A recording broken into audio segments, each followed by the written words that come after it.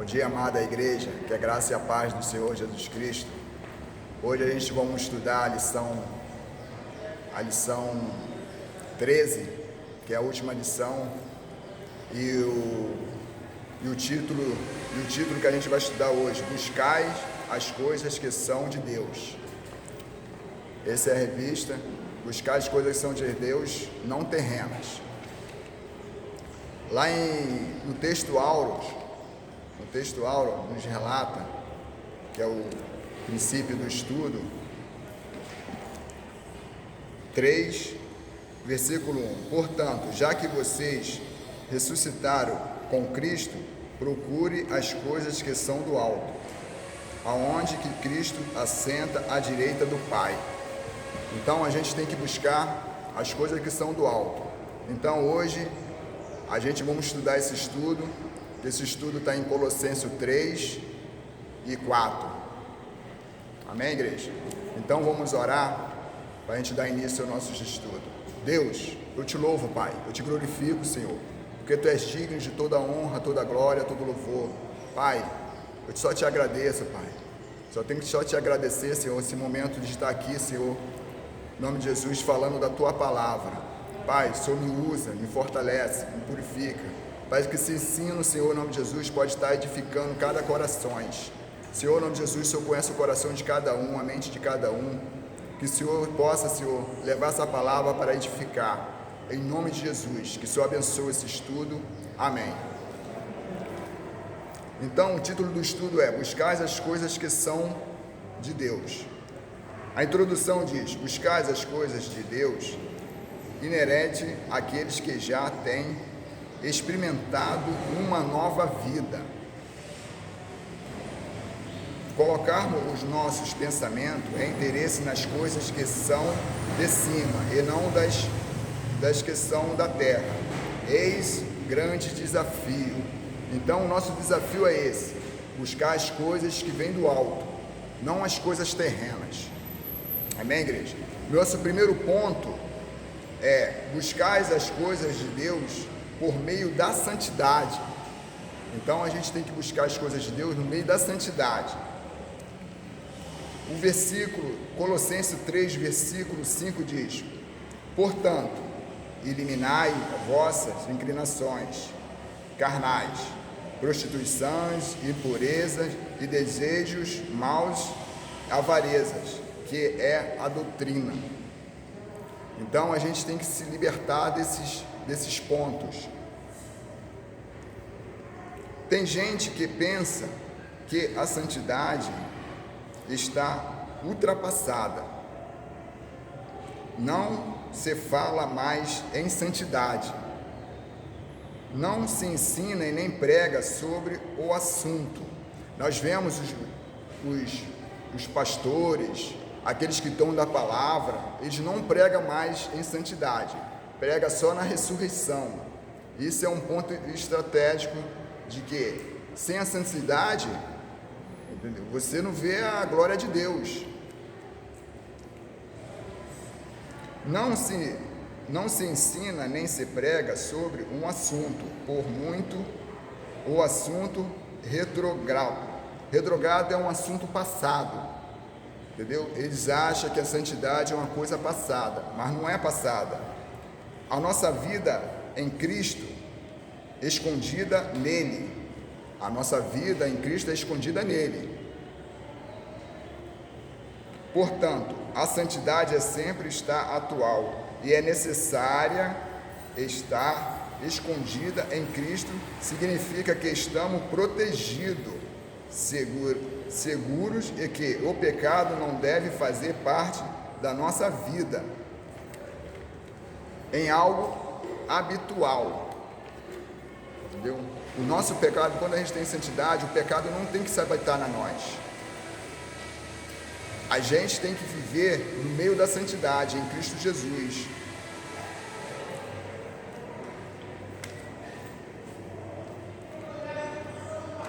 A santidade significa se tratar, se separar e renunciar daquilo que considero impuro e mal ou profano. A gente tem que renunciar às coisas que não agrada a Deus, entendeu? Considerar as coisas impuras. Isso que é santidade. A gente tem que eliminar isso tudo para a gente ter uma vida com Cristo Jesus, entendeu? Firmemente. Vivermos nessa esperança, aguardamos uma manifestação final. Esta luta oramos ao Senhor que nos salvou. Então a gente tem que viver uma vida de oração. Para ter santidade, você tem que viver uma vida de oração. Aí as coisas que não agradam a Deus, as inclinações carnais que precisam ser manifestadas, tais como a prostituição, impureza, paixão, concupiscência, avareza, ira, cólera, malicência, palavras torpes, mentira. Deus, que é um santo, não se agrada dessas coisas e não quer ver os seus filhos praticando atos que não, ao contrário, ao caráter de Deus, que pelo seu Espírito está empregado em nós. Então a gente tem que viver uma vida santa.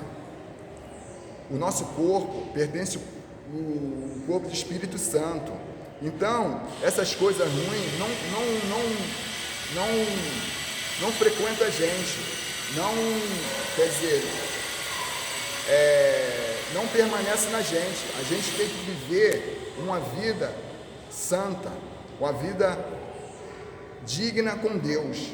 Então, esse é nosso primeiro ponto, meio da santidade. Agora vamos para o segundo ponto.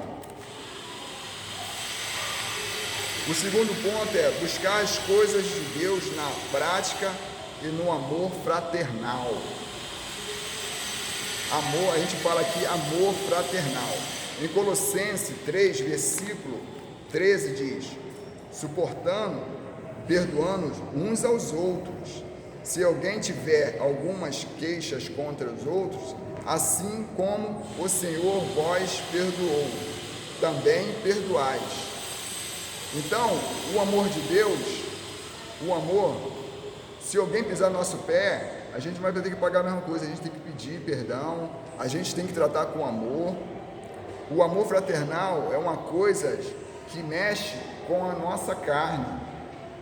Se eu não amo meu irmão, que eu estou perto dele, imagine Deus que eu não vejo. Então, isso é um ponto muito estratégico do amor. Caminhar com Cristo significa também caminhar com as pessoas quais que Deus deu a sua vida. Por causa disso, buscais as coisas de Deus. Estamos necessariamente comprometidos com o próximo. Então, Deus manda as pessoas ficar perto de nós. Então, a gente está comprometido com os próximos, aqueles que não conhecem a palavra, aqueles que não têm conhecimento. Então, a gente acha que a pessoa é chata, mas não, a gente tem que falar o amor, ter um amor fraternal, cuidar deles bem, do próximo bem, entendeu?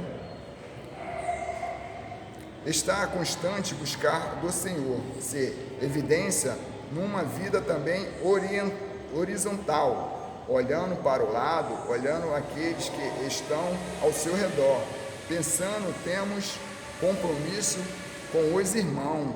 A gente tem que olhar para o lado e aqueles que estão ao nosso redor. A gente tem que ter, a gente somos testemunha a vida de Cristo Jesus, entendeu? Por isso que a gente tem que ter um amor fraternal, porque a gente tem que, os que estão ao nosso redor, a gente está enxergando a gente são um alvo do mundo. Qualquer coisinha que a gente ficar fazer, eles condenam. Então, o amor fraternal, mesmo que ele condenar, mesmo que você fica chateado, o amor fraternal a gente tem que abraçar ele do mesmo jeito e dar um testemunho de Cristo Jesus.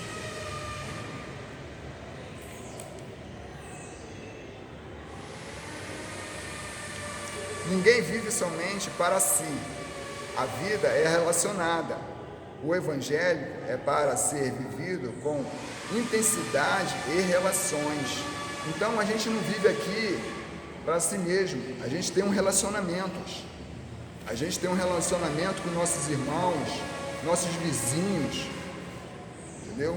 Então a gente tem que ter um amor fraternal, a gente tem que abraçar eles, entendeu? A gente não vive só pra gente. Se a gente vivesse só pra gente, era fácil a gente subir para a eternidade, era fácil, mas só que a gente vive pelos outros, pelo próximo. Então a gente somos nuvem de testemunha, entendeu? Então a gente tem que ter o amor fraternal. Paulo diz que significa que está revestido para ser uma roupagem nova, de que o professa a Cristo, uma roupagem nova. O Paulo vai explicar o que é roupagem nova. Paulo diz que está na nova roupagem é chamado de coração compassivo. Olha o que ele fala para a gente, que a gente se vestir de uma roupagem nova, um coração compassivo. Coração compassivo é o quê? Benignidade, humildade, mansidão, longanimidade, tudo isso é pelo vínculo do amor. Olha que coisa maravilhosa. Isso aí, Paulo nos ensina. Disso tem que estar na nossa roupagem, entendeu? A gente tem que estar em prática, a gente está vestido sobre isso, para a gente ter um amor fraternal. Tudo isso é pelo vínculo do amor. Nós leva à prática do perdão, que provavelmente é a maneira mais desafiadora e transborda o amor de Deus. Essa maneira, esse vínculo da roupagem, ela transborda o amor de Deus. Se você estiver revestido com essa roupagem, Deus se alegra, entendeu? Paulo explica aqui que Deus se alegra, entendeu? Então a gente tem que ter o quê? O amor fraternal. Se a gente está com um amor fraternal, a gente usa essas vestes todas, mas se a gente estiver com o coração contrido, isso aqui não vai ser revestido em nada. Por quê? Porque a gente tem que abrir nosso coração e deixar entrar o nosso amor fraternal. De que foi derramado em nossos corações. Esta vida é prática do amor fraternal. Gênio autênticas, inconfundível e possível, à medida que a palavra de Deus habita em nós. A palavra de Deus é lida, estudada, meditada, interiorizada, provável a prática do amor. Entendeu? Se a palavra de Deus for lida, entendeu? E estudada e meditada, isso tudo vai entrar essa roupagem na gente, entendeu? Vai entrar essa roupagem vai nos edificar, e aqueles que estão ao nosso lado vai ver, esse ali tem um amor fraternal, aquele dali é um servo de Deus, aquele dali é um homem santo. Então a gente tem que ter meditada nessa lida de estudada e meditada na palavra de Deus. Agora a gente vamos para o terceiro ponto. O terceiro ponto é buscar as coisas de Deus com habitação abundante da palavra de Deus em nós. Em Colossenses 3, versículo 16 diz: a palavra de Cristo habite ricamente em vós, em todas sabedorias, ensinai, aconselhais uns aos outros com salmos, hinos, cânticos espirituais, louvando a Deus com gratidão no coração. Paulo fala da palavra em nós. A palavra é para ser acolhida integralmente, não em parte, de maneira rica que precisa estar em nós. Então a palavra, a gente somos um livro, entendeu? A palavra tem que estar em nós, entendeu? A gente somos um livro escrito, entendeu? A palavra não é para ser manipulada, conforme o interesse e a consciência, circunstancialmente, ela é definitivas, completa e abundante, e seja suficiente. Essa palavra desta maneira é que a ira irá ditar a nossa vida em relacionamento. Quando a palavra de Deus habita em nós, todas repreensão, ensino, correção passa a ser uma letra de canção de vida. Paulo consegue enxergar assim e transmitir a ideia do que é capaz a palavra produzir, passar ajuste da fé. Então Paulo nos ensina aí a palavra que pode produzir o que? A nossa fé, entendeu? Ser uma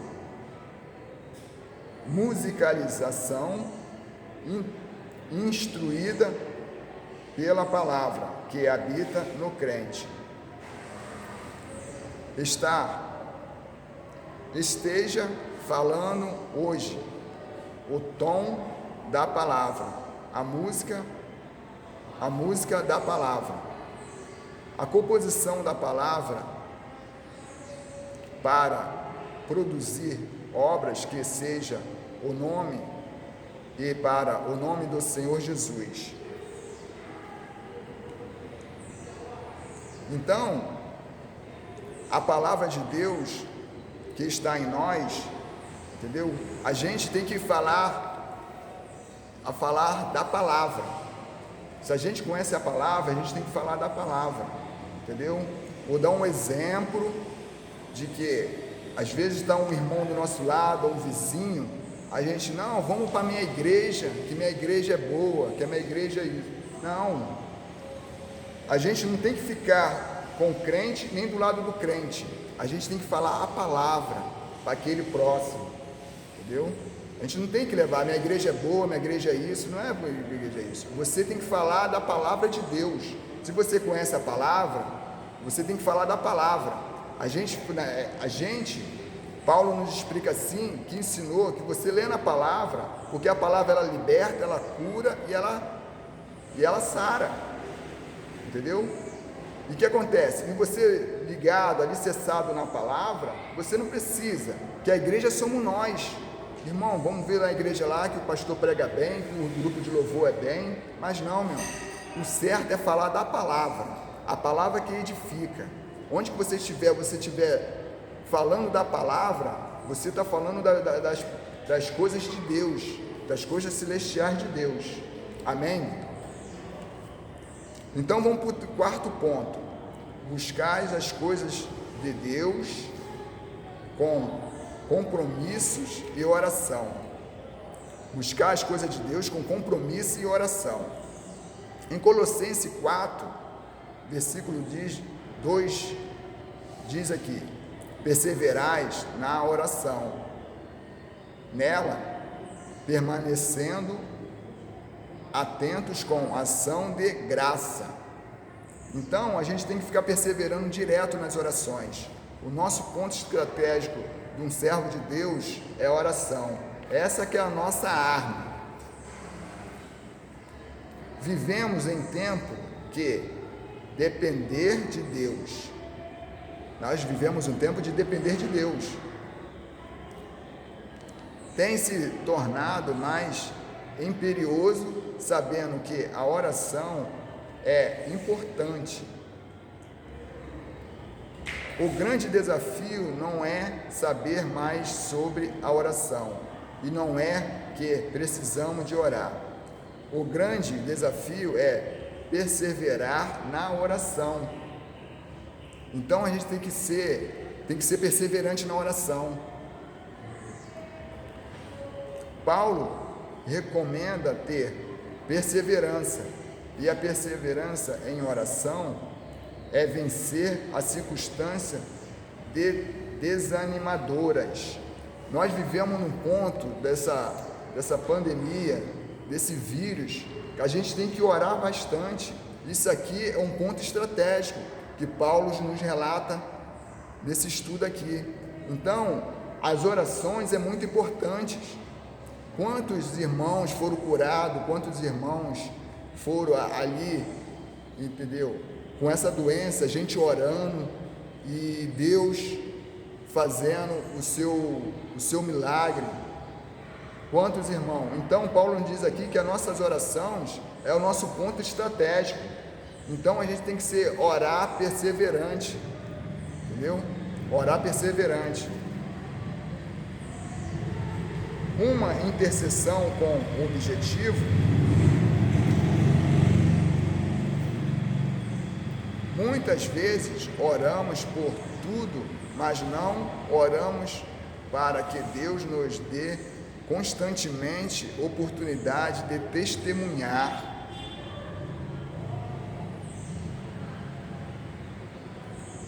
Então, às vezes nas orações, a gente não tem coisas de não saber orar. A gente só tem coisas que pedir bênção, pedir isso. Às vezes a gente não está sabendo orar. A oração certa, a gente testemunhar as oportunidades constantemente. As oportunidades que nós temos de orar, ter uma vida consagrada com Deus, ter sabedoria, ter perseverança, ter santidade. Essa que é a oração certa que Paulo está nos explicando aqui. Às vezes tem orações que a gente não está sabendo orar. Às vezes a nossa vontade não é a vontade de Deus. Então, cada coisa que a gente acontece, a gente tem que ter sabedoria de dar oração. Senhor, faça a tua vontade. Senhor, abre a nossa mente. É um ponto estratégico para Deus saber o que é bom para a gente e o que é bom para Ele. O que estiver bom para Ele é bom para a gente. Mas se for bom para a gente, não é bom para Ele.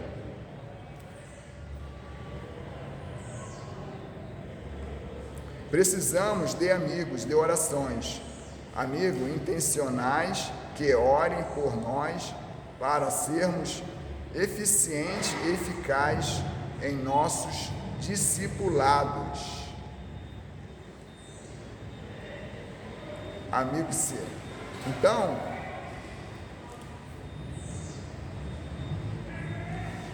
Então aqui está bem explicado, entendeu? Agora a gente vamos lá para o quinto ponto. O quinto ponto diz: buscar as coisas de Deus com sabedoria e bom senso. Em Colossenses 4, versículo 5, diz: comportais vós com sabedoria, para que os que foram aproveitado bem cada oportunidade. O mundo está precisando de muitas de sabedoria e bom senso. Vivermos no mundo em função do avanço tecnológico e na área de comunicação com muitas informações, mas pouco conhecimento. No mesmo ainda de sabedoria. Então, quer dizer, a evolução do mundo, ela está crescida. Então, para edificar a gente não tem nada. Às vezes nas redes sociais, só para complicar nossa vida, para enfraquecer a nossa fé, diminuir o nosso caráter de crente. Então não tem nada de edificação nenhuma nesse mundo da informações, do conhecimento, da tecnologia desse mundo, entendeu? Saber ouvir é saber falar, é entender que é oportunidade para cada momento, cada tempo, cada situação. A sabedoria agrega gente, provável relacionamento e silenciona a preparar líder. E sabedoria é um bom senso, conquistar as pessoas para que o bem comum. Paulo menciona os seus muitos cooperadores colaboradores tais como Tíquicos. Um bom senso significa você ter um comportamento que aqueles que eles vêm a você e pedir ajuda. Mas se você não tiver um bom senso, ser uma pessoa ranzinza, elas não vão chegar perto da gente nunca. E Paulo explica aqui, Paulo explica aqui muito bem. Paulo explica aqui trazer coisas boas, pessoas boas para nós. O bom senso é aqui, Paulo está explicando. Colaboradores tais como Tíquicos, fiel do ministério do Senhor, servo Tíquico, fiel ministro e servo do Senhor. Onésimo, fiel e amado irmão. Aristarco foi o seu companheiro da prisão. Marcos, que se tornou útil em seu ministério. E Justo, o meu cooperador, diz o apóstolo Epáfras, servo de Jesus e zeloso pelos crentes. Lucas, o médico que acompanhava Paulo em sua viagem. Ninfas, que tinha uma igreja em sua casa.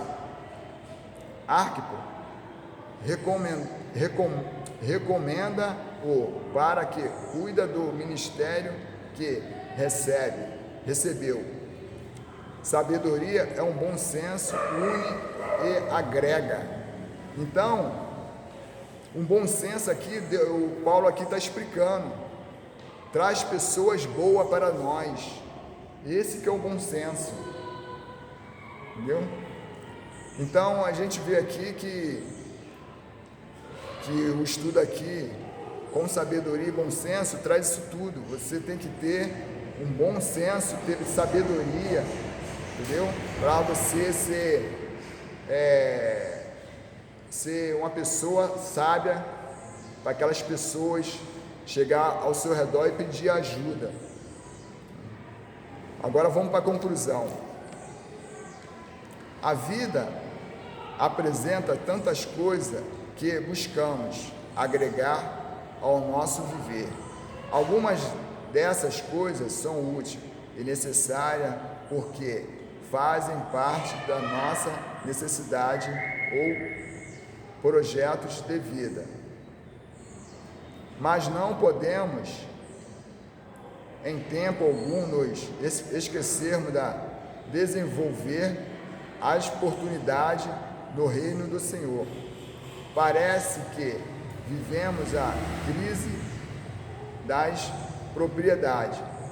Propriedade é sempre de buscar Deus. Como buscar as coisas que são de Deus? Aqui está uma pergunta. Então está 3 respostas. A cada dia escrever ou simplesmente mentalize as coisas que você diariamente precisa priorizar.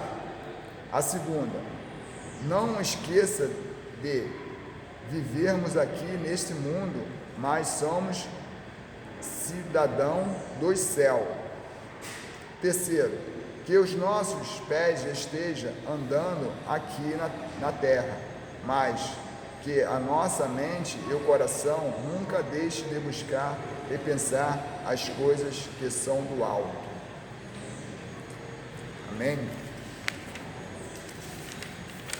Então, esse estudo, buscar as coisas que são de Deus. Então, esse foi o último estudo da gente, da escola dominical, entendeu? Então, a gente tem que botar em prática, buscar as coisas que vêm do alto, buscar o reino de Deus e a sua justiça, e as demais coisas serão acrescentadas. Aqui já está dando o fim da revista. Eu vou estar orando por esse estudo que foi realizado. Deus, eu te louvo, Pai, eu te glorifico, porque Tu és digno de toda honra, toda glória, todo louvor. Pai, obrigado, Senhor, por esse estudo, Pai. Que essa palavra, Senhor, em nome de Jesus, possa, Senhor, em nome de Jesus, tocar no coração de cada um, Senhor. Em nome de Jesus, que está vendo esse estudo, Senhor. Que o Senhor possa, Pai, estar edificando. Pai, em nome de Jesus, que o Senhor, Pai, o Teu Espírito, Senhor, possa, Senhor, em nome de Jesus, estar fortalecendo cada um de nós. Entendeu? Porque o Teu estudo hoje foi buscar o reino de Deus e a Sua justiça, e as demais coisas serão acrescentadas. Essa é a oração que eu te faço, eu te agradeço em nome de Jesus. Amém.